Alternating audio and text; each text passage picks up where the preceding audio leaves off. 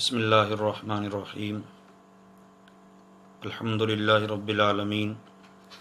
والصلاة والسلام علی سید الانبیاء والمرسلین اما بعد فاعوذ باللہ من الشیطان الرجیم بسم اللہ الرحمن الرحیم قال اللہ تبارک و تعالی فی شان حبیبہ ان اللہ وملائکتہ یصلون علی النبی یا ایہا الذین آمنوا صلوا علیہ وسلموا تسلیما الصلاۃ والسلام علیک یا رسول اللہ وعلی آلک واصحابک یا حبیب اللہ الصلاۃ والسلام علیک یا نبی اللہ وعلی آلک واصحابک یا نور اللہ۔ محترم ناظرین، جس طرح کے ایکسپوز پیج کے حوالے سے پہلے عرض کیا جا چکا تھا، آپ اور میں نبی پاک صلی اللہ علیہ وآلہ وسلم کا معجزہ معراج اور اس کے متعلق گفتگو کرنے کے لیے حاضر ہیں۔ ابتدا میں ہی میں عرض کر دوں کہ سوال کا انداز جو پہلے عرض کیا گیا تھا وہ یہ تھا کہ آپ واٹس ایپ پہ سوال کریں گے، لیکن اب طریقہ کار یہ طے کیا گیا ہے کہ آپ کومنٹس میں جا کر تحریر کریں گے، تو انشاءاللہ عز و جل جو سوال سامنے آئے گا پھر اس کا جواب عرض کیا جائے گا۔ آج یکم مئی ہے اور لیبر ڈے یعنی مزدوروں کا عالمی دن منایا جا رہا ہے۔ اس حوالے سے میں ایک بات عرض کروں۔ ایک مرتبہ قذافی اسٹیڈیم کے قریب، لاہور قذافی اسٹیڈیم کے قریب سے گزرنا ہوا تو رات کا تقریباً 11-12 بجے کا ٹائم تھا۔ تو جب ادھر سے گزر رہے تھے تو بائک پہ جاتے ہوئے اچانک نظر پڑی کہ ایک بی بی اپنے شوہر کے ساتھ اور اپنے 2 بچوں کے ساتھ مسواکیں رکھ کے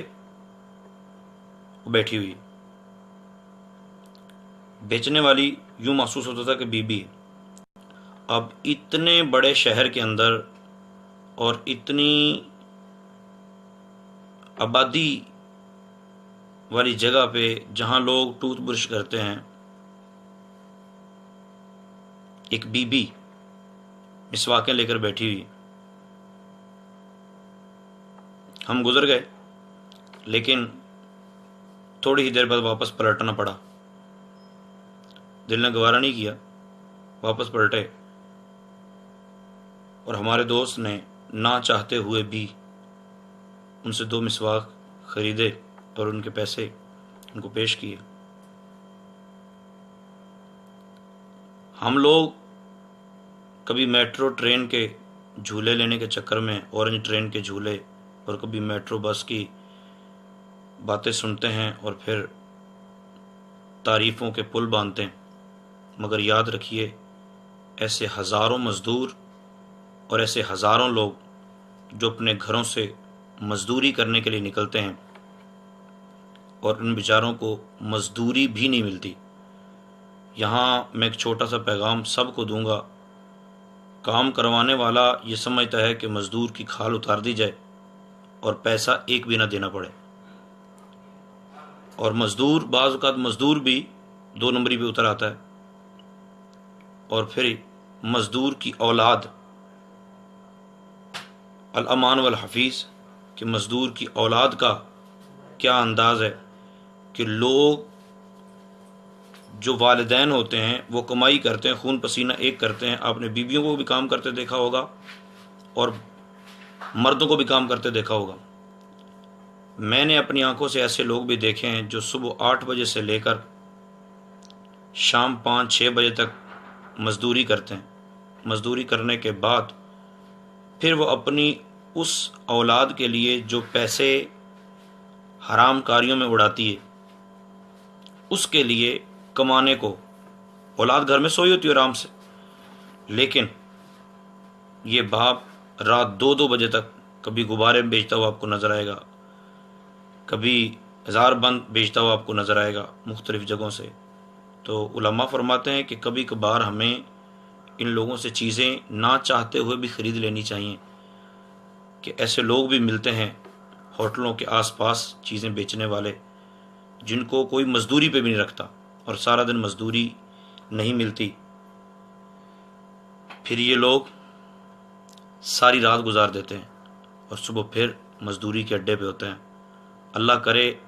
ان مزدوروں کی زندگی کے اندر جو پریشانیوں کی شام ہے وہ ختم ہو جائے، اور ان کی زندگی کے اندر اللہ تعالیٰ خوشحالی کی صبح نصیب فرمائے، اور وہ لوگ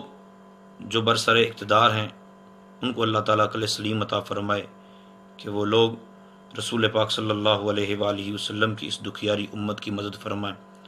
اب یہاں ارباب اقتدار کے ساتھ ساتھ ہم لوگ بھی کہاں سوچتے ہیں کہ ہمارے گھر کے قریب رہنے والا، ہمارے گھر کے قریب ہمارا عزیز رشتہ دار، وہ کس انداز سے اپنی زندگی بسر کر رہا ہوگا، وہ بھوکا سویا یا کھا کے سویا، یہ کسی کو نہیں پتا۔ یہاں جس کے ہاتھ میں جتنی بڑی چھری ہے وہ اسی اعتبار سے چلائے جا رہا ہے۔ اللہ تعالی ہم سب کو جسم واحد کی طرح رہنے کی توفیق عطا فرمائے، کہ نبی پاک صلی اللہ علیہ وسلم نے ارشاد فرمایا کہ میں اپنی امت کو جسم واحد کی طرح دیکھنا چاہتا ہوں۔ ظاہر جسم واحد کی طرح دیکھنے کا مطلب یہی ہے کہ آنکھ پریشان ہے تو ساری رات گزر جاتی ہے، ساری رات آنکھ پریشان ہے، ساری رات گزر جاتی ہے، پورا جسم بے چین رہتا ہے۔ اللہ کرے، اللہ کرے، اللہ کرے کہ ہمارے محلے کے اندر، ہمارے علاقے کے اندر جو جتنا بڑا عہدیدار ہے، اس کے ماتحت جب تک کھانا نہیں کھاتے اس کو چین سے نیند نہ آئے، اور مسلمان ایک دوسرے سے اتنی محبت کرنے والے بن جائے۔ اللہ تعالی ہم سب کو عمل کی توفیق عطا فرمائے۔ تو بات یہ چل رہی تھی رسول پاک صلی اللہ علیہ وآلہ وسلم کے معراج کے حوالے سے، کہ نبی پاک صلی اللہ علیہ وآلہ وسلم کو معراج کروائی گئی، اور رسول پاک صلی اللہ علیہ وآلہ وسلم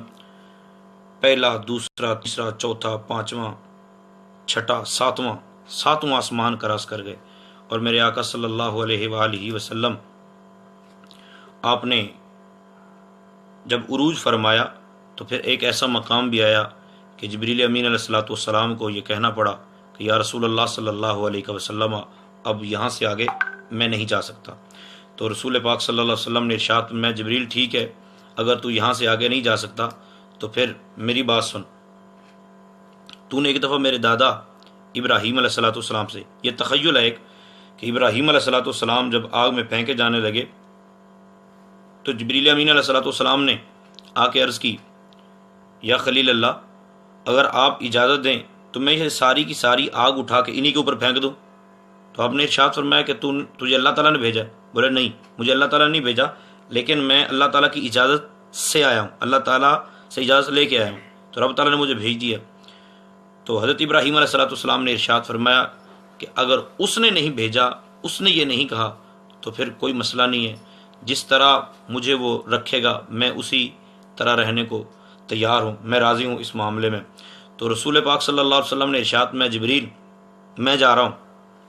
میرے دادا نے تو اسے احسان نہیں لیا، مگر اب میں جا رہا ہوں، بتا کوئی تیری خواہش ہے؟ کتب کے اندر لکھا ہے کہ نبی پاک صلی اللہ علیہ وآلہ وسلم کو جبریل امین علیہ الصلوۃ والسلام نے عرض کی یا رسول اللہ صلی اللہ علیہ وسلم، اگر میں یہاں سے ایک ذرا برابر بھی آگے بڑھوں گا تو میرے پر جل جائیں گے۔ میرے شیخ طریقت امیر اہل سنت حضرت علامہ مولانا محمد الیاس ستار قادری دامت برکاتہم العالیہ، آپ نے بڑی پیاری بات کہی، کہتے ہیں شاعری کی زبان میں، جبریل ٹھہر کر سدرا پر بولے جو بڑھے ہم ایک قدم، جبریل ٹھہر کر سدرا پر بولے جو بڑھے ہم ایک قدم، جل جائیں گے سارے بالوں پر، جل جائیں گے سارے بالوں پر، اب ہم تو یہی رہ جاتے ہیں۔ اللہ اللہ اللہ اللہ اللہ اللہ۔ تو جبریل امین علیہ السلام نے بار بار ریکویسٹ جب کرتے رہتے تھے تو نبی پاک صلی اللہ علیہ وسلم نے ارشاد میں، جبریل آج تیری باری، آج تو بول، تو کیا چاہتا ہے؟ تو جبریل امین علیہ السلام نے عرض کی، یا رسول اللہ صلی اللہ علیہ وسلم، اگر مجھے آپ کچھ عنایت فرمانا چاہتے ہیں تو آپ یہ کام کیجئے کہ اللہ تعالیٰ کی بارگاہ میں یہ دعا کیجیے گا کہ جب آپ کی امت پل صراط سے گزرنے لگے تو مجھے پر بچھانے کا موقع مل جائے،